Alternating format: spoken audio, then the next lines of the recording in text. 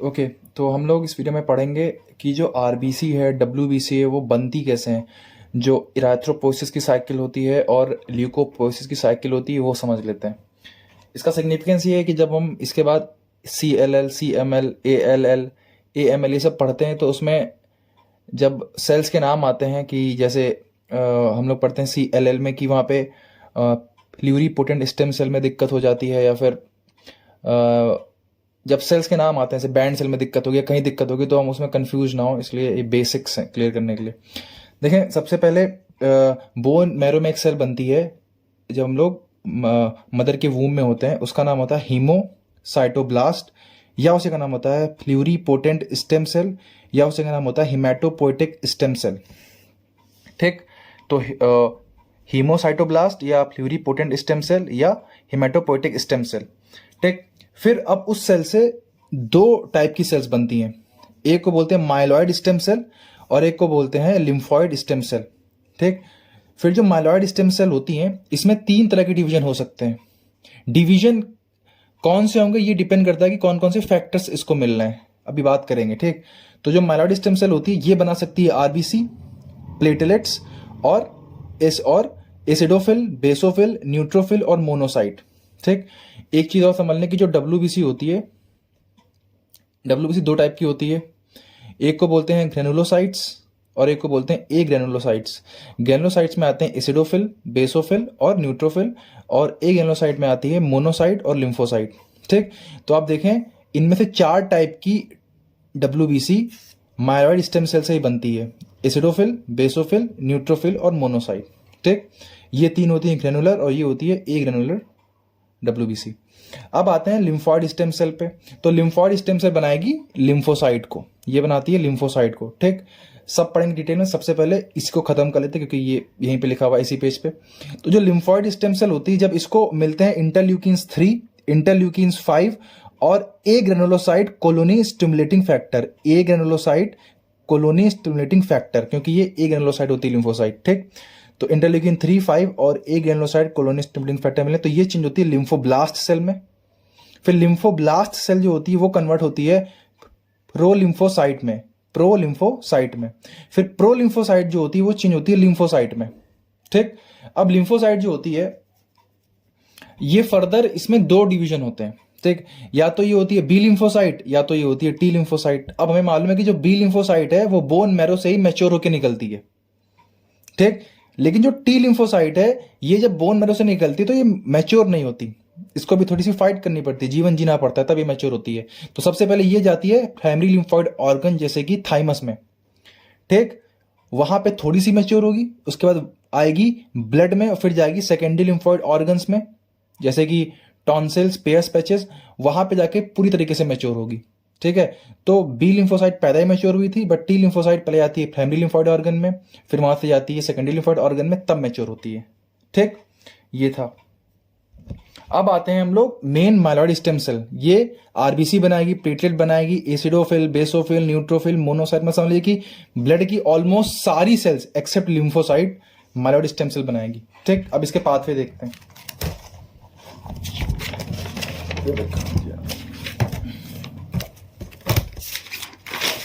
देख, ये हमारी माइलॉइड स्टेम सेल है। ठीक, अच्छा, ये पहले हम देखते हैं कि ये आरबीसी कैसे बनाती है। ठीक, तो माइलॉइड स्टेम सेल चेंज होती है कॉलोनी फॉर्मिंग यूनिट इरेथ्रॉइड सेल्स में, कॉलोनी फॉर्मिंग यूनिट इरेथ्रॉइड सेल्स में। फिर ये चेंज होती है फर्दर प्रोनॉर्मोब्लास्ट या इरिथ्रोब्लास्ट, प्रोनॉर्मोब्लास्ट या इरिथ्रोब्लास्ट में, और प्रोनॉर्मोब्लास्ट फिर फर्दर चेंज होती है नॉर्मोब्लास्ट में। नॉर्मोब्लास्ट की तीन स्टेज होती हैं, अर्ली नॉर्मोब्लास्ट, इंटरमीडिएट नॉर्मोब्लास्ट और लेट नॉर्मोब्लास्ट। ठीक, और फिर ये चेंज होती है रेटिकुलोसाइट्स में, फिर ये चेंज होती है फाइनल आरबीसी में हमारे। ठीक, कुछ क्वेश्चन है देखें अब इनमें डिफरेंसेस क्या क्या होते हैं, जैसे कि रेटिकुलोसाइट के पहले जितनी स्टेज होंगी इनमें न्यूक्लियस प्रेजेंट होगा, बट रेटिकुलोसाइट जैसे ही लेट नॉर्मोब्लास्ट स्टेज के बाद इस स्टेज में कन्वर्जन होता है तो न्यूक्लियस एब्सेंट हो जाता है। ठीक है, तो क्वेश्चन आएगा कि up to which stage in RBC development nucleus is present, तो आंसर होगा लेट नॉर्मोब्लास्ट। पहली वो से जिसमें न्यूक्लियस नहीं होगा रेटिकुलोसाइट।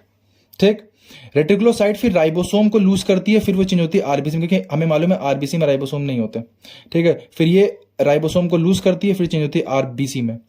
ऐसे ही सबसे पहले हीमोग्लोबिन और आयरन इस स्टेज में देखने को मिलता है। सबसे पहले हीमोग्लोबिन और आयरन यहां पे देखने को मिलेगा। लेकिन जो हीमोग्लोबिन होता है उसको हम लोग नॉर्मल स्टेनिंग टेक्निक से आइडेंटिफाई नहीं कर पाएंगे। हमें यहाँ पे हीमोग्लोबिन दिखेगा बट इलेक्ट्रॉन माइक्रोस्कोपी से। सबसे पहले जो हीमोग्लोबिन है जो स्टेन होता है वो स्टेन होता है इंटरमीडिएट नॉर्मोब्लास्ट में, ठीक है।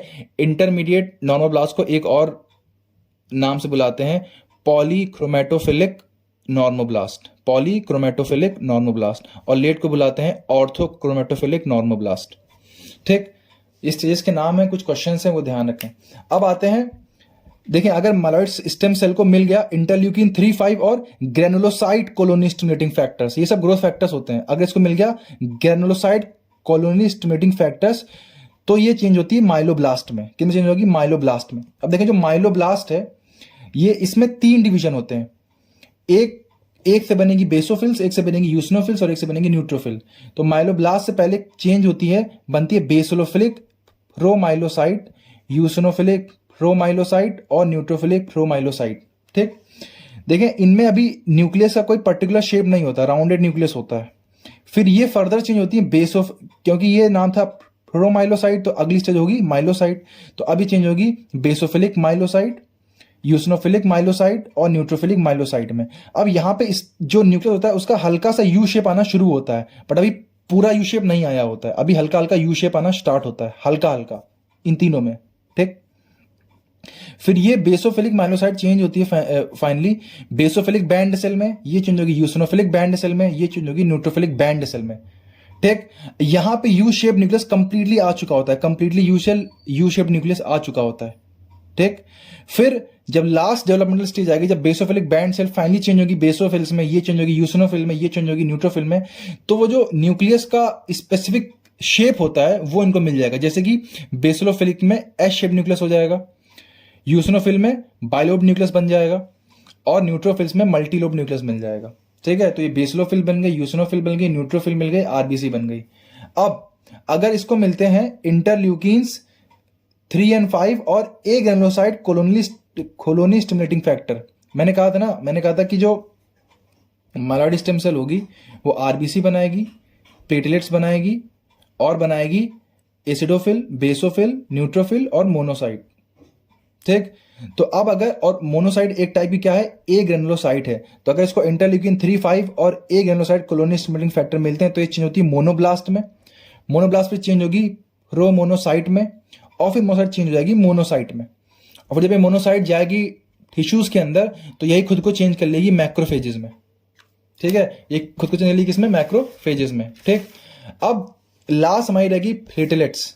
तो देखें अगर माइलॉइड स्टेम सेल को मिलता है, मैंने बनाया नहीं था, बना देता हूं, अगर इसको मिलता है थ्रोम्बोपोएटिन, थ्रोम्बोपोएटिन एक हार्मोन होता है जो कि किडनी और लीवर रिलीज करते हैं, ठीक। इसको अगर मिल गया थ्रोम्बोपोएटिन तो ये चेंज होती है मेगा कैरियोब्लास्ट में,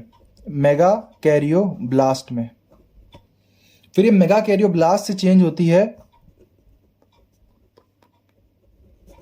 प्रोमेगा कैरियोसाइट में, ये मेगा कैरियोब्लास्ट से चेंज होती है प्रोमेगा कैरियोसाइट में, इससे फिर ये चेंज होती है मेगा कैरियोसाइट में, ठीक। मेगा कैरियोसाइट नाम ही बता रहा है कि बहुत बड़ी सेल्स होती हैं, megakaryocytes are very very large cells, ठीक है। तो देखें जनरली होता क्या है, जो हमारी बोन मैरो की सेल्स होती हैं उन्हें बोलते हैं, जो बोन मैरो की वेसल्स होती हैं उन्हें बोलते हैं साइनोसॉइडल वेसल्स, ठीक है। मतलब इनसे, साइनोसॉइडल का मतलब क्या है, इनमें बड़े बड़े स्पेसेस होते हैं, तो इन स्पेसेस से लगभग सारी सेल्स पास हो जाती हैं, ठीक। बट जो मेगा कैरियोसाइट है इतनी बड़ी होती है कि ये इन साइनोसॉइड से भी पास नहीं हो पाती है। तो जब ये इनसे निकल रही होती है तो ये स्क्वीज करके फ्रेगमेंट्स में ब्रेक कर जाती है, फ्रेगमेंट्स में टूट जाती है, और उन्हीं फ्रेगमेंट्स को हम लोग क्या बोलते हैं? प्लेटलेट्स बोलते हैं। तो मेगा कैरियोसाइट जब बोन मैरो से निकलती है तो उसके साइनोसॉइड से निकल नहीं पाती, वो फ्रेगमेंट्स में टूट जाती है और उन्हीं फ्रेगमेंट्स को हम लोग क्या बोलते हैं? प्लेटलेट्स, ठीक। तो हमने प्लेटलेट का बनना देख लिया, यूसिनोफिल का देख लिया, बेसोफिल का देख लिया, न्यूट्रोफिल का देख लिया, आरबीसी का देख लिया, डब्ल्यूबीसी का देख लिया, लगभग सारी ब्लड सेल्स का देख लिया। Thank you.